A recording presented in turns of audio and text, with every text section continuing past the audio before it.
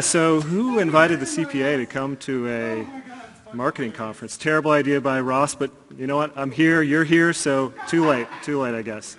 So, yes, the leading question was sort of given away, but who here hates tax and accounting? Yeah, okay. Who thinks that taxes are fair? No. Who makes business decisions based off things like net present value, fair value, or weighted average comparisons? Anybody? Anybody? The light's kind of bright. I don't see any hands, but I'm sure there's a lot up right now. Who actually knows what net present value, fair value, or weighted average comparisons are? Anybody? Yeah. All right. Now that I've been a downer to this whole conference after Chad was out here just doing stuff that I can't do in terms of hyping up the crowd, let's close our eyes. It's a safe space. Take a couple of deep breaths. We're going to be okay. All right. So here's the reality. The data says that when you're a business owner, or just in general, you hate tax and accounting, overwhelmingly. And if we were to have one-on-one conversations, you would say things to me like, I should know my numbers, I should have some budget set up, I should hire a tax accountant, I should get a bookkeeper. There's all these should statements that just go on and on and on about all these things that you think you should be doing. And pretty universally, I think I'd get that from just about everybody here in the room. So the question then is, why are we driving so hard towards 7 or 8 figures, but we aren't handling our finances in a way that maximizes our wealth acceleration? Why not? Because what's the point, right? What are we really trying to accomplish? When are we going to maximize for, or optimize for life-based metrics, right? Things that are really important. The reason why we started a business to begin with. It probably wasn't just about revenues. 7 figures sounds good, 8 figures sounds good, but how much is that ego? Does that change our lifestyle, really? We're here to learn cold traffic, but would we be equally excited to go to a cash planning workshop? Anybody?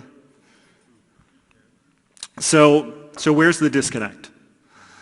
So a little bit of context and background for you. So I've worked with startups and I've worked with billionaires over the course of my career. And there's one essential question that everyone's asking themselves, whether they're at the startup phase or whether they're at that 8, 9, 10 figure phase. And that's really, am I going to be okay? Am I going to run out of money? So it's just that the more money they have, the more expenses they have, the more problems. So people really are asking themselves at the end of the day, am I going to be okay? Am I going to run out of money? And we can look to reasons for that. So one example is this thing called Parkinson's Law.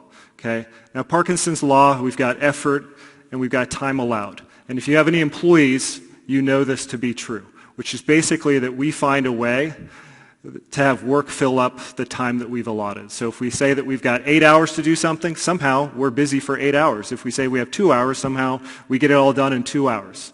I've tested this with my employees as well, and it's pretty universal. If we tell them 2 hours, they get it done in 2. If they get 8, they're just as busy. So the same thing actually applies to your money, which is the more money you have, the more expenses you seem to find. So we actually eat away at the money that we have by adding more expenses. I can tell you this from my own firsthand experience. When I first started my business 9 years ago, and I was happy to make 50, 60 grand in the first year, and I could get by. And now that I've got 2 kids, it's like I'm just optimizing for time. So, housekeepers, gardeners, all these just necessities, and so you just keep adding. I heard this anecdote once about someone going to Hawaii.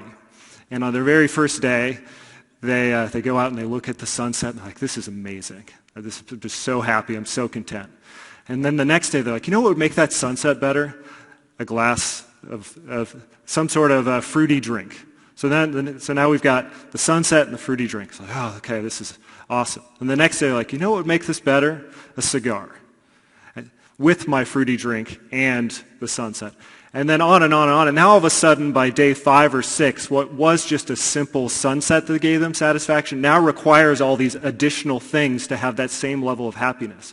Now I need the fruity drink, and I need the cigar, and I need all these other things, where in the beginning I was just happy with the fact that there was a sunset. So the same thing happens with our money. We just keep adding more and more expenses. We do the same thing with time as well. So there's this equation. Now, I didn't come up with this equation. I wish that I did. This guy, Chip Conley, and he was an original investor in Airbnb and was part of their board and pretty famous hoteler. And he's got this equation that says anxiety equals uncertainty times powerlessness. Who feels like that's true? Yeah, so in other words, the sense of powerlessness actually amplifies the uncertainty. So there's a reason why it's a multiplication, not just simply a addition, right? So using some of my third grade math skills, I think we can drop in financial. I think that's the distributive property. Anybody want to catch me on if that's wrong? So we could add financial anxiety equals financial uncertainty times financial powerlessness. Does that feel true as well? Yeah. So if that's true, and I guess show of hands, who wants more anxiety? Again, it's bright. I don't see any hands. I'm assuming we all want less anxiety, and we came here for to learn about growing our business because we also don't want financial anxiety. So how do we reduce that uncertainty and that sense of powerlessness? Well, the usual solutions are what? Just self-actualize. Just do some mindset work. Just try harder. Meditate. And for most conventional accountants, and I fancy myself a non-conventional accountant, you can ask me later what that means. You'd also say, well, you just need more metrics. Back to all those should statements in the beginning. You should have a budget. You should have all these things, right? But that's not simply the case. Because if it were, everyone in here is an achiever. If we just tried harder, we'd have no anxiety, right? We know that's not the case. So Daniel Kahneman, he's a pretty famous behavioral economist. In his book, Thinking, Fast and Slow, he established that basically our brain is broken into two systems, okay? System 1 and System 2. System 1 is the sort of the unconscious brain. It has to think fast, right? Over the course of today, we've made thousands of decisions already, right? I'm going to move my hands. I'm going to have jazz hands up on stage. I'm going to try and project my voice. I'm hopefully not going to do something so embarrassing that I turn into a meme afterwards, right? So I'm doing all these things that are just sort of existing, all these micro decisions, right, that have to be fast. Otherwise, we couldn't exist in the world. This is part of our fight or flight system, right? So that's System 1. It's inherently fast operating. And then System 2 is our kind of logical, rational brain. It's the part of our brain where we have to really process. If we're doing a math equation or we're planning something out, we're using System 2. Now, the problem is that System 1 inherently has built-in biases, right? We have to make really quick judgments because of back to that fight or flight that's just built into us. Like, do I need to get out of here right now or not? Like fight or flight. And so System 1 has these biases that we can't turn them off. We cannot turn off System 1. And so inherently mindset work and metrics, those just don't solve the overall problem. That's really helping you optimize around System 2, the conscious part of your brain, but not System 1. Does this make sense? Are you guys tracking with me on this? Okay. So let's walk through a little example here. Who here thought that the CPA was going to come up with neuroscience talk, right? Well, you guys weren't expecting that, I imagine. So imagine you have a $20 bill, and you take that $20 bill and you go to the movies. And you purchase a $10 ticket, so math, you get $10 back, right? No tricks here. And you get to the ticket taker, and you can't find your ticket. So what do? Who goes home? Just show of hands. Who would just go home versus who would go and use the remaining $10 and buy a ticket? So show of hands, would you go home? What movie is it? Yeah, good question. Say you really want to see the movie. So who would rebuy the ticket? Okay. All right. So I think everybody in this room said they'd go and they'd buy at this point would go and they'd rebuy the ticket. All right.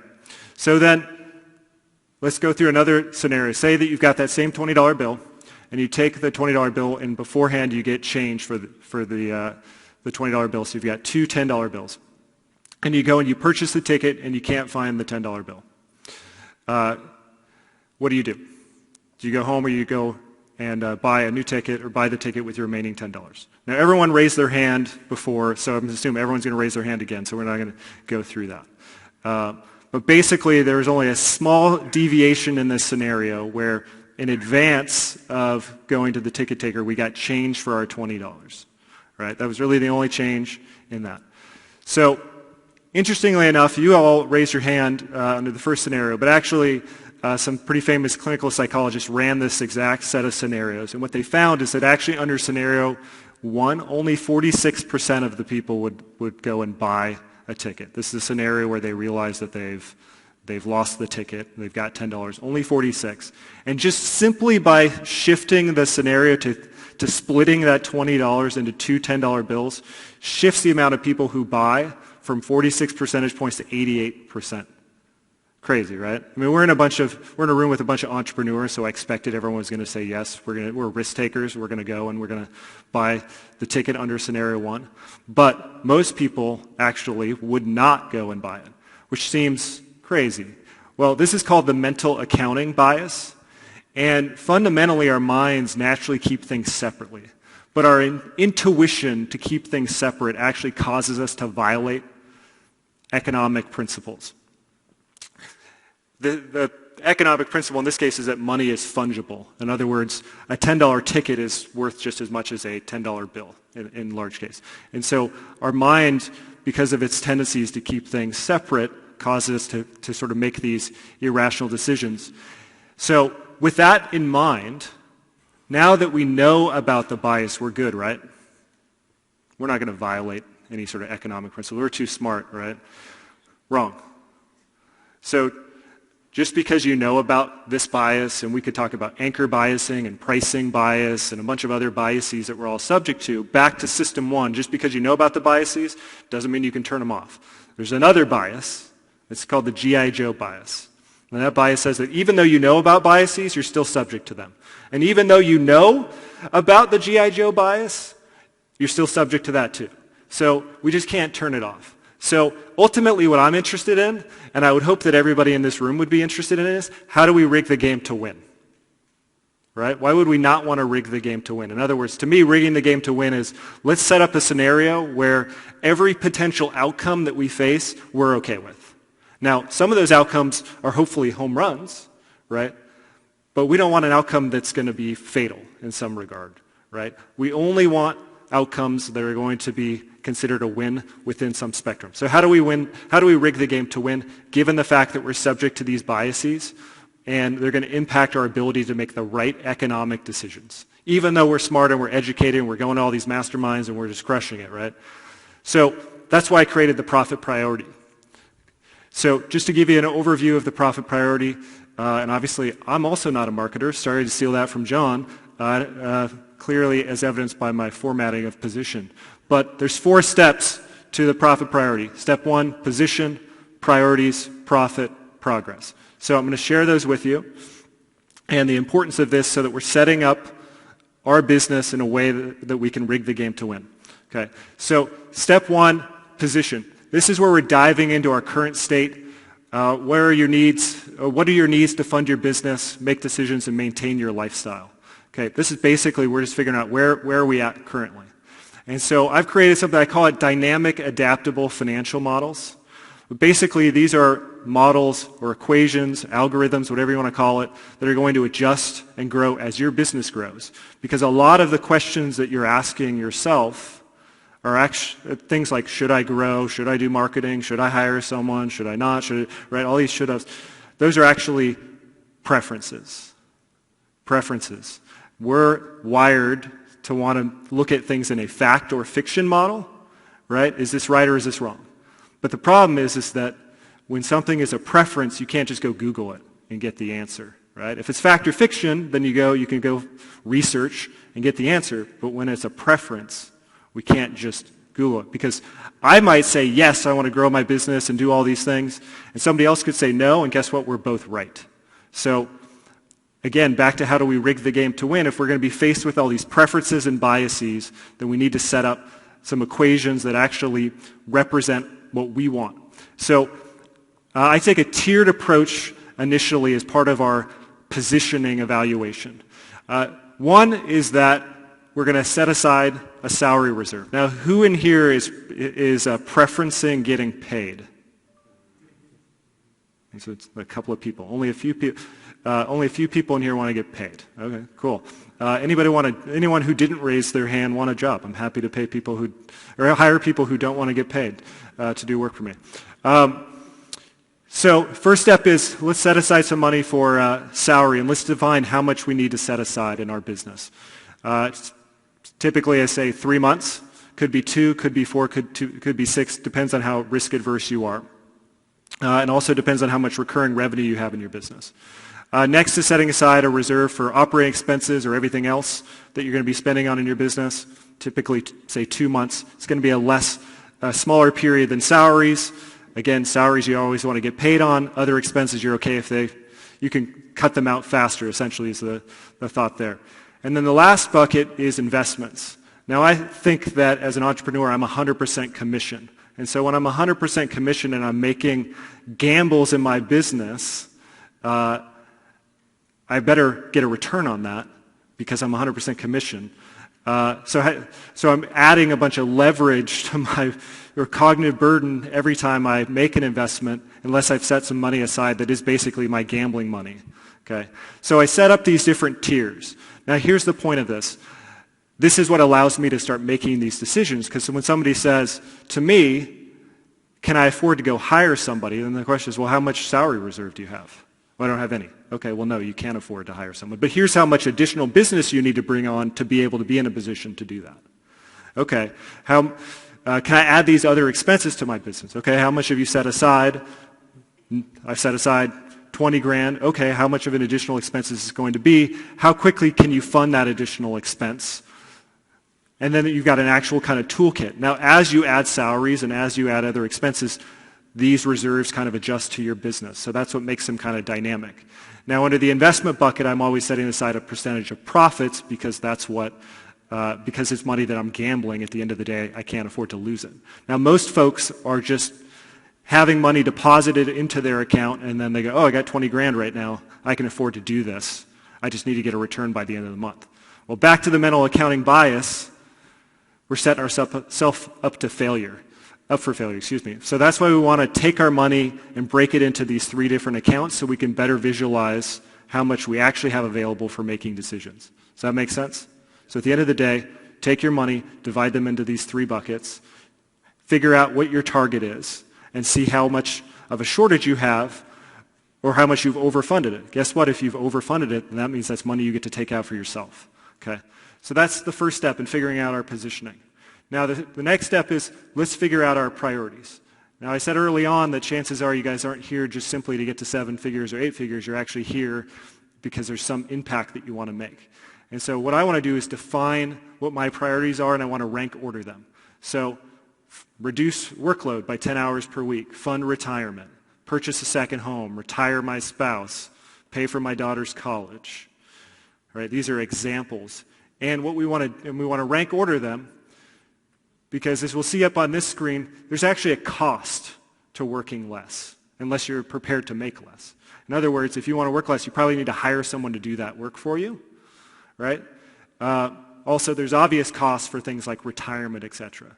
And so what we do is we figure out how much we've actually funded and then how much we are required to have and what is the shortage, right? This is not intended to be rocket science by any means.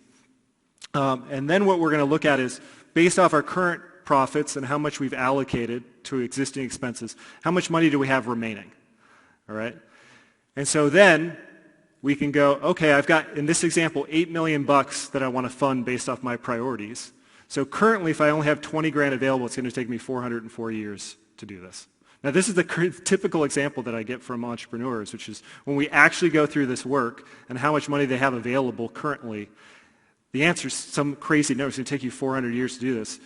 Not possible. Now, where we go from here is to figure out, well, then we get to the profit optimization stage, which is basically where we're going, how can we shortcut this process? What's the actual timeline that's okay for you to hit? So 404 years, not okay, because you're going to be dead for a long period of time.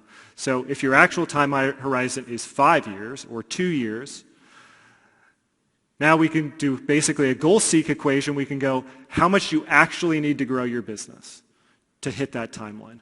And what are the things that we can do to optimize your business so that you have more cash to fund those goals faster? Right? So does that make sense? Now, most of you are not going to do this. I know this from experience. And there's a reason why. Because what we're doing back here is we're defining what success looks like. So previously we defined success as 7 figures or 8 figures. But those are just nebulous, arbitrary numbers that don't necessarily mean that you're wealthy.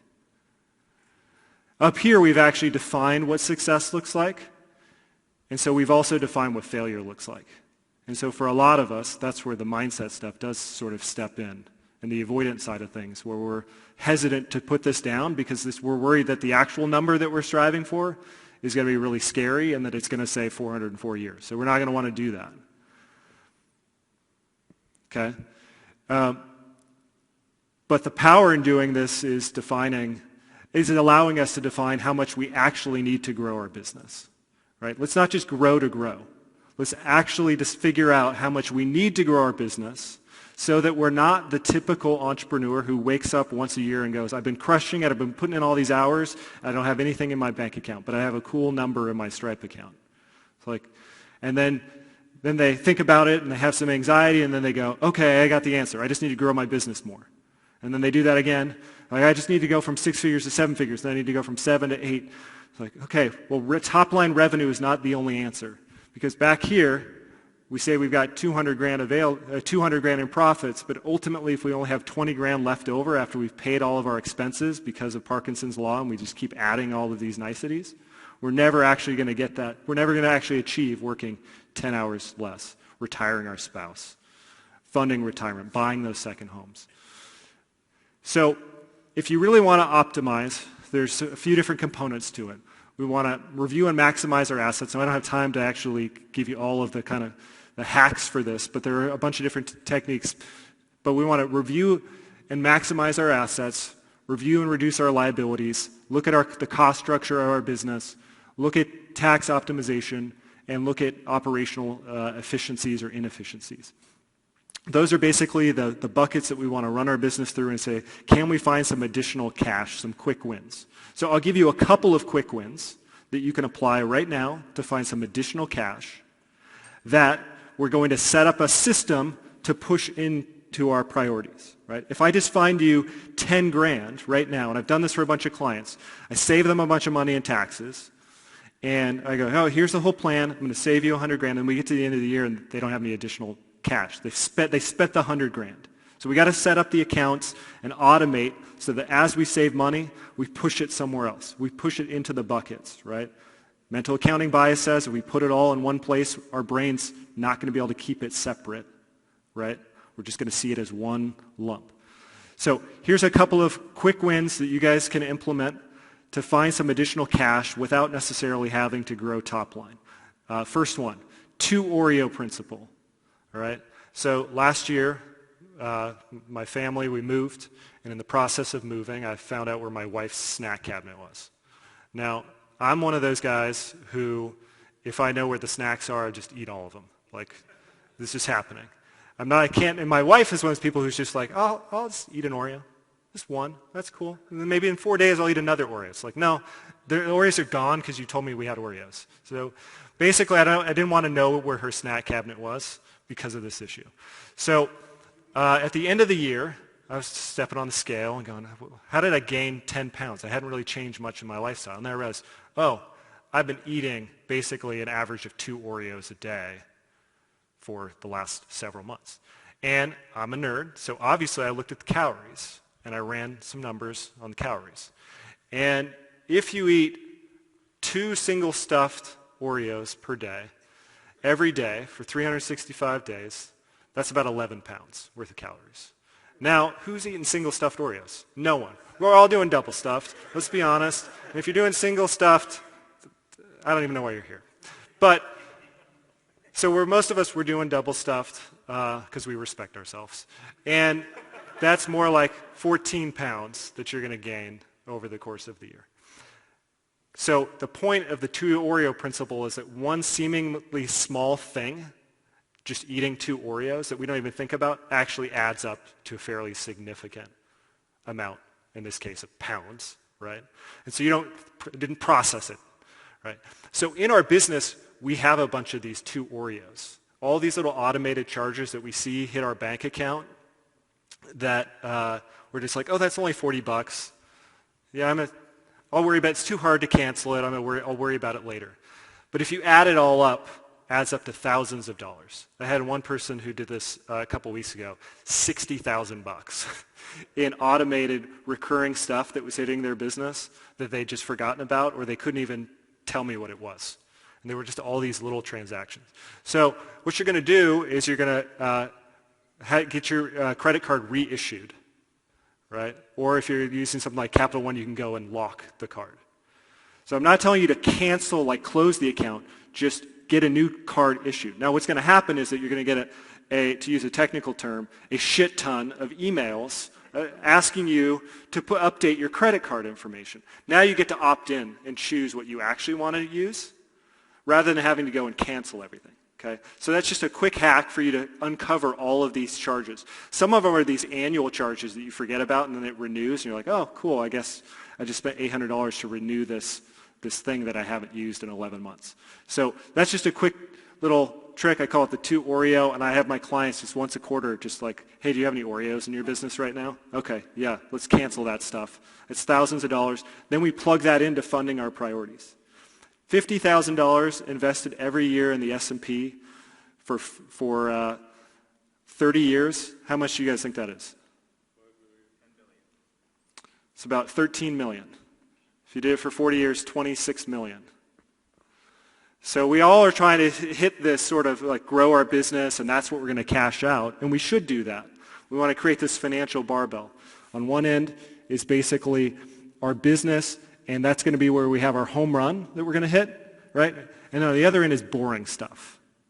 That's all the automated, we have our bank accounts, right? We have our profit priorities set up, and every time we find some savings, we just automate it and we move it over to the boring stuff, right? And we get some compounding interest. This is what if you've watched any Warren Buffett documentaries, he's all about compounding interest. That's really what this concept is, right? So find some money, do some quick wins, right? Make it boring. Move it over, automate it, put it into these accounts, have it fund your priorities. Keep growing your business, optimize it, find some more extra cash, move it over, right? And so we just keep going through this every 90 days or so. So that's the 2 Oreo principle. I got a minute and a half or so left, so I'll give you a couple of quick tax strategies. So if you're running an agency and you're at 6 figures, you should be an S Corp. I can give you all the details offline on that. But basically, if you're an S Corp, then you can use something called the Augusta loophole. The Augusta loophole is just a quick win. It's basically if you're familiar with the Masters golf tournaments based in Augusta, Georgia, they've done a really good job of lobbying Congress. And so basically there's this loophole where you can rent your home out up to 14 days per year tax-free. And so the business context is that the business can rent your home from you for board meetings and other planning that you're going to do, right? Like when you review where you look for your 2 Oreos, you're going to have sort of this board meeting. So the business can rent the home from you. The business pays you rent, so it goes from your business account to you personally. The business takes a tax deduction. You get the cash. And because you've done it for 14 days or less, you don't have to report that income. And so the amount of rent that you're paying is fair market value. What would you rent a local conference room for? Chances are that's a couple $1,000s per day in most places. So this is a way to basically get, on average, $30,000 to $50,000 tax-free out of your business. And if you're a small business, you're paying, on average, 40 to 60% tax. So if I get 50 grand out times 60%, I just save 30 grand in tax. Okay? Quick win. 30 grand in tax savings. Now, take that 30 grand, I got 2 seconds left, put it towards your profit priorities, put it towards the boring stuff. That compounds. 30 grand over several years, it's going to make you a multi-millionaire, right? Then you hit the home run with your business as well. So just to wrap up, now in this presentation I made a lot of assumptions, a huge assumption, which was that you guys aren't just growing your business to grow a business, that you've got some broader priorities that you want to do. So if you're not crystal clear on your profit priorities and you don't have these dynamic algorithms set up, what's the point?